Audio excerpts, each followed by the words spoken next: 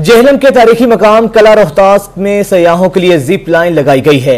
1550 foot लंबी zip line से न सिर्फ सयाह लुत्फानंदोज होते हैं बल्कि एडवेंचर का मजा भी उठाते हैं। राजा वकार रिपोर्ट करेंगे।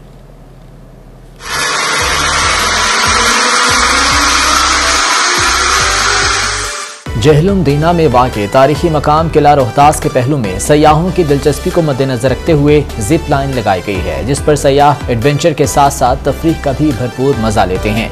जिप लाइन पर एडवेंचर करने वालों को पहले हेलमेट और सेफ्टी बेल्ट बांधा जाता है ताकि वो महफूज रह सकें। उसके बाद डी रिंग को जिप लाइन से लगाकर ऊंचे मकाम से दूसरी जानिब छोड़ दिया जाता है।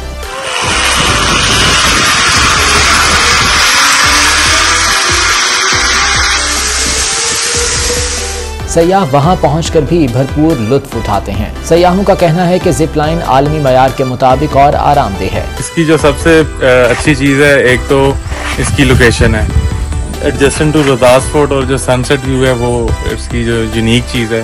जी, इट्स अ मस्ट विजिट। आप अगर यहाँ पे इस साइड पे आए रोहतास फोर्ट वाली साइड पे तो जरूर यहाँ पे चक्कर लगाएं। जेहलम में लगने वाली जिप लाइन से न सिर्फ सयाह लुत्फानंदोज होते हैं बल्कि एडवेंचर का मजा भी उठाते हैं।